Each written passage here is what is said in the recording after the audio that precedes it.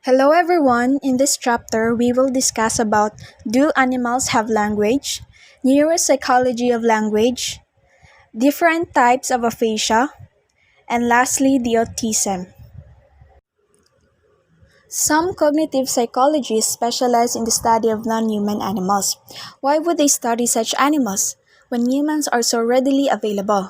So there are several reasons. First, non-human animals often are presumed to have somewhat simpler cognitive systems. It is therefore easier to model their behavior. These models can then be bootstrapped to the study of humans, as has happened most notably in the study of learning. For example, a model of conditioning that originally was proposed for non-human animals such as white rats has proven to be extremely useful in understanding human learning. The model, when first proposed, was unique in suggesting that non-human animal condition is more complex than had previously been thought. Robert Rescorla and Alan Wagner show that classical conditioning depends not just on simple contiguity of an unconditioned and conditioned stimulus, but rather on the contingency involved in the situation. In other words, classical conditioning occurs when animals reduce uncertainty in a learning situation, when they learn the relation between occurrences of two kinds of stimuli. Second, non-human animals can be subject to procedures that would not be possible for human ones. For example, a rat may be sacrificed at the end of a learning experiment to study changes that have occurred in the brain as a result of learning.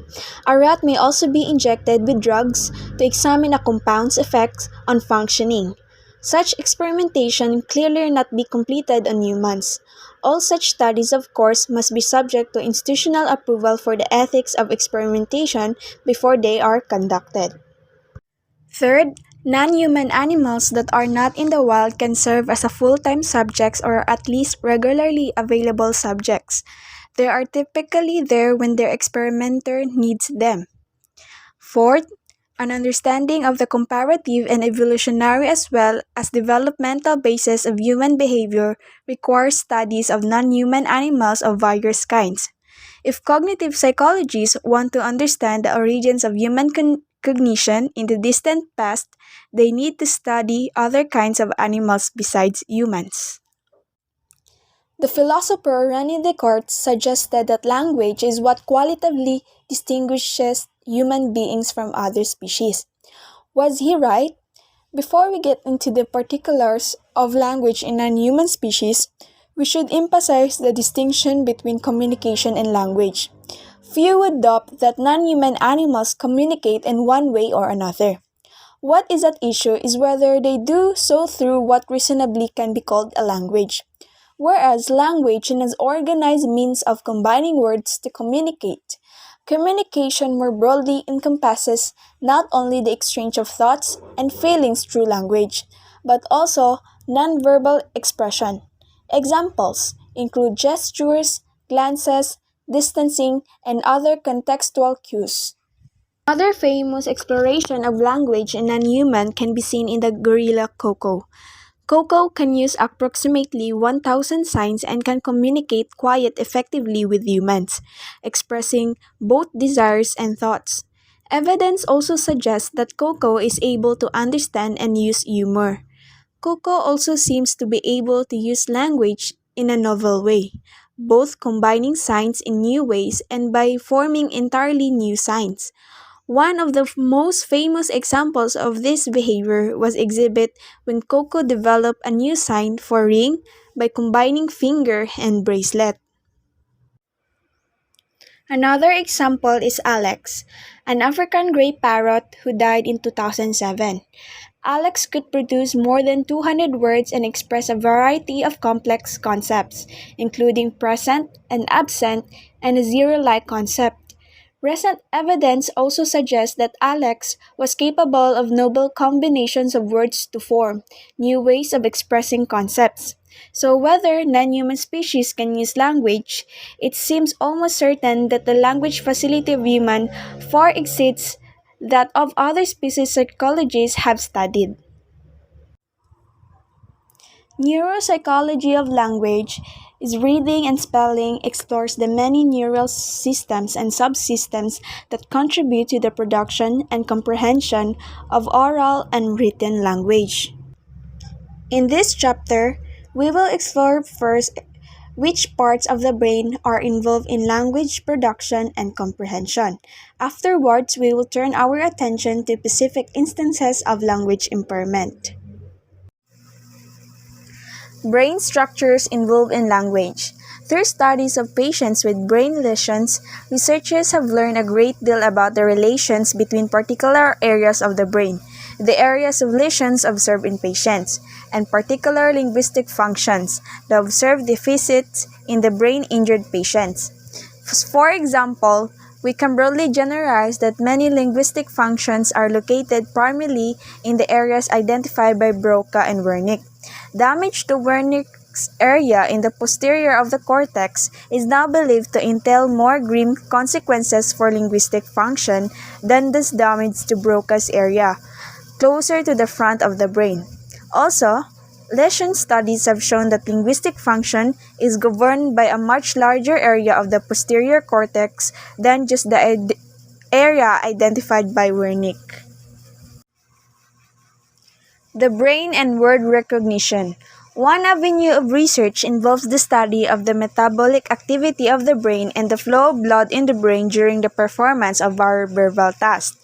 fMRI studies have found that the middle part of the superior temporal sulcus, or STS, responds more strongly to speech sounds than to non-speech sounds. The response takes place in both sides of the STS, although it is usually stronger in the left hemisphere. Interestingly, it does not matter whether words or pseudo-words are presented. This means it is unlikely that processing of semantic information takes place here. The brain and semantic processing. Research shows a relatively consistent picture. The evidence comes from studies involving patients with Alzheimer's disease, aphasia, autism, and many other disorders. The activation of these areas takes place mostly in the left hemisphere, although there is some activation in the right hemisphere. It is expected, however, that the right hemisphere does not play a significant role in word recognition.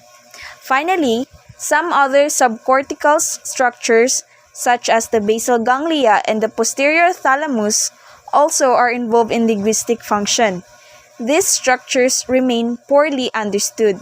However, surgeons sometimes conduct brain surgery while patients are awake to map the language pathways and try to preserve the language capabilities of their patients after surgery. So there are 5 brain regions that are involved in the storage and retrieval of meaning. First, the ventral temporal lobes, including middle and inferior temporal, anterior fusiform and anterior parahippocampal gyri. Second, the angular gyrus. Third, the anterior aspect or parorbitalis of the inferior frontal gyrus. Fourth, the dorsal prefrontal cortex, and lastly, the posterior cingulate gyrus. The brain and syntax. Event-related potentials or ERPs also can be used to study the processing of language in the brain.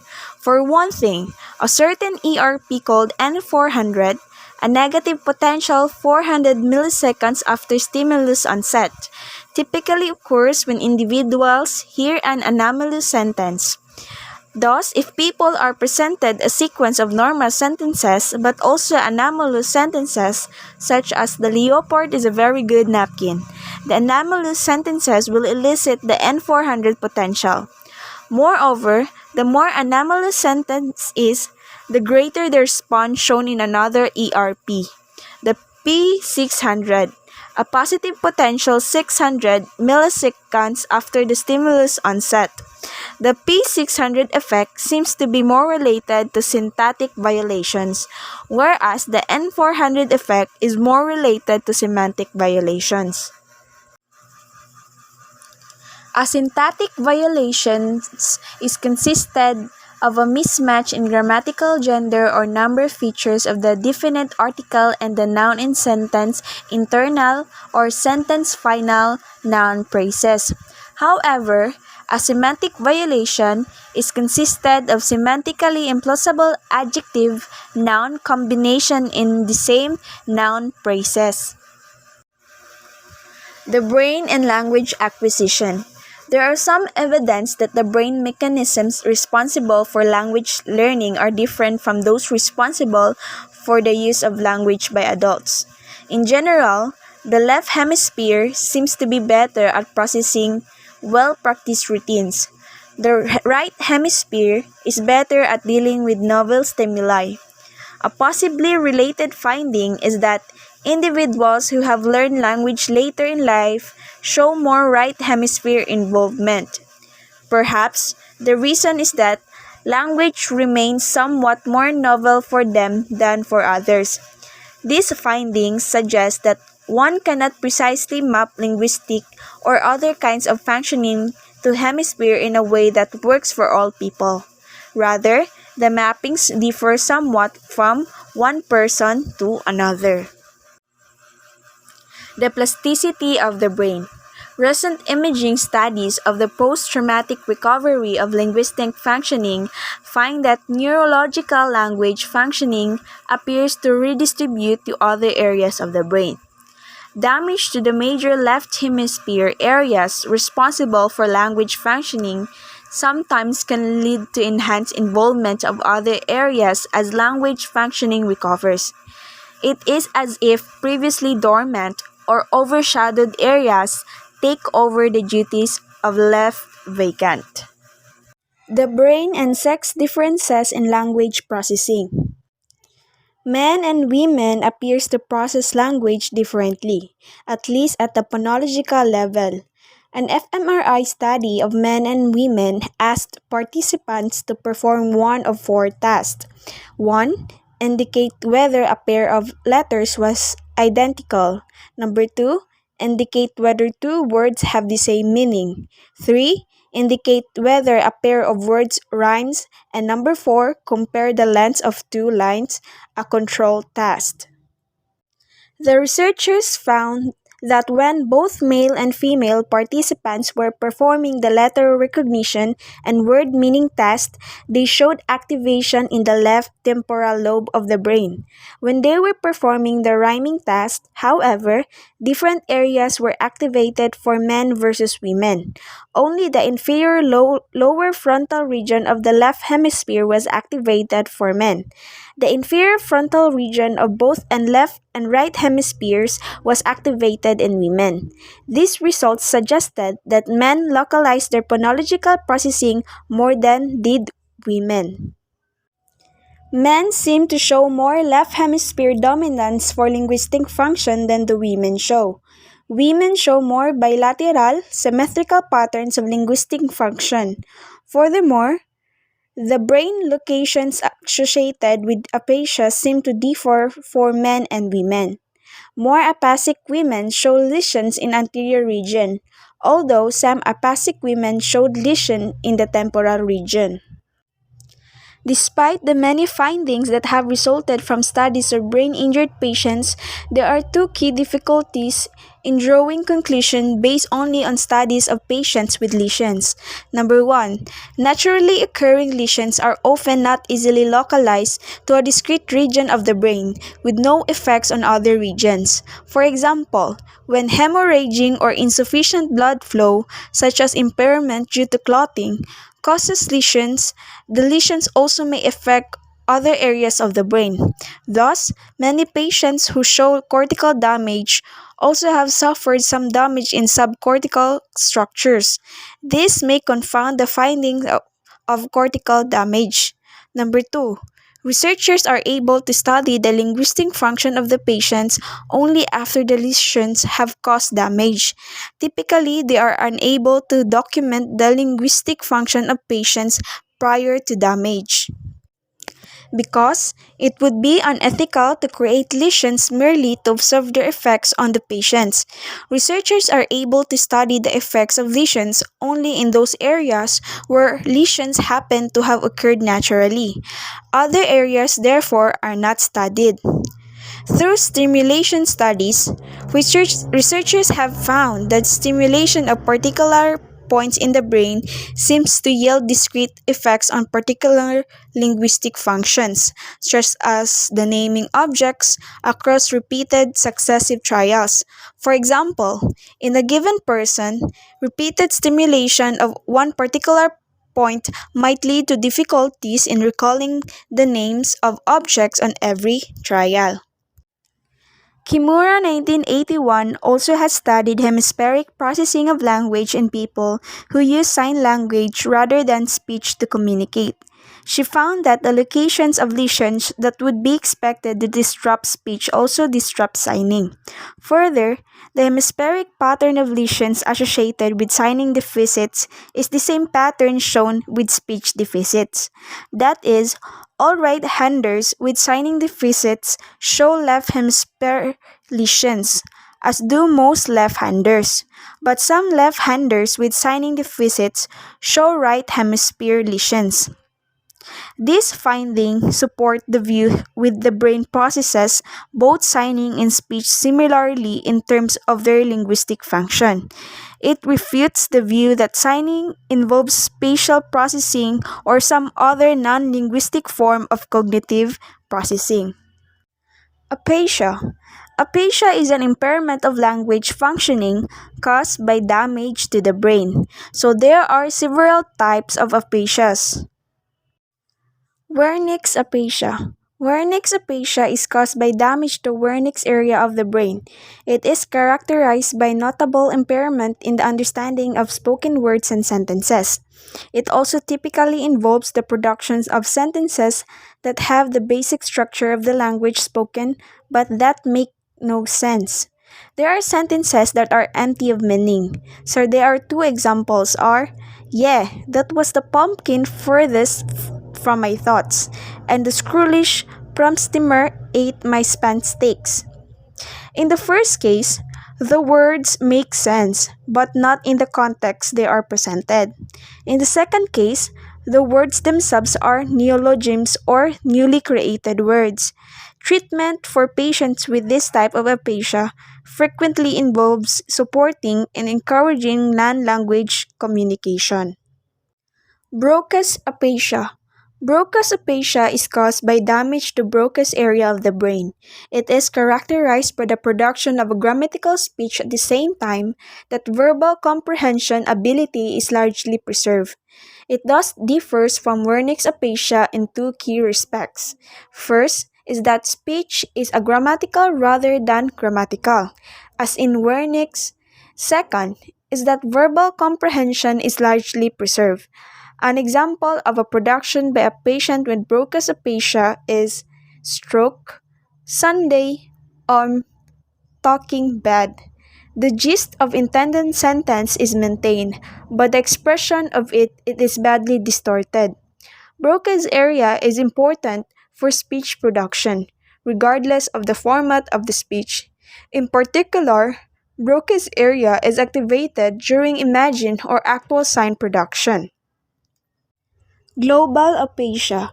Global aphasia is the combination of highly impaired comprehension and production of speech. It is caused by lesions to both Broca's and Wernicke's areas. Aphasia following a stroke frequently involves a damage to both Broca's and Wernicke's areas. In one study, researchers found 32% of aphasias immediately following a stroke involve both Broca's and Wernicke's areas. Anomic aphasia. Anomic aphasia involves difficulties in naming objects or in retrieving words. The patient may look at an object and simply be unable to retrieve the word that corresponds to the object. Sometimes, specific categories of the things cannot be recalled, such as the names of living things. Autism. Autism is a developmental disorder characterized by abnormalities in social behavior, language, and cognition. It is biological in its origins, and researchers have already identified some of the genes associated with it. Children with autism show abnormalities in many areas of the brain, including the frontal and parietal lobes, as well as the cerebellum, brainstem, corpus callosum, basal ganglia, amygdala, and hippocampus. Children with autism usually are identified by around 14 months of age when they fail to show expected normal patterns of interaction with others. Children with autism display repetitive movements and stereotype patterns of interest and activities. Often, they repeat the same motion over and over again, with no obvious purpose to the movement. When they interact with someone, they are more likely to view their lips than their eyes. About half of the children with autism fail to develop functional speech. What speech they do develop tends to be characterized by echolalia, meaning they repeat over and over again speech they have heard. Sometimes the repetition occurs several hours after the original use of the words by someone else. There are a variety of theories of autism. One recent theory suggests that autism can be understood in terms of sex differences in the writing of the human brain. According to this theory, Baron Cohen 2003, male brains are on the average stronger than female ones at understanding and building systems. These systems can be concrete ones, such as those involved in building machinery, or they can be abstract ones, such as those in politics or writing or music. Individuals with autism sometimes can be perform tasks that require a great deal of systematization, such as figuring out the day corresponding to a date well in the future. As it happens, autism is also much more common among males than among females. Although this theory has not been conclusively proven, it is integrating and currently undergoing further investigation. Another theory of autism is that of executive dysfunction. Functions include abilities to control and regulate other abilities and behavior. For example, when you initiate or terminate an action or monitor your behavior to see if it is help you in achieving your goals, you are using executive function. This theory described the repetitive motion observed in autism, as well as difficulties in planning, mental flexibility, and self-monitoring. The executive dysfunction theory views autism as associated with dysfunction in the frontal lobes.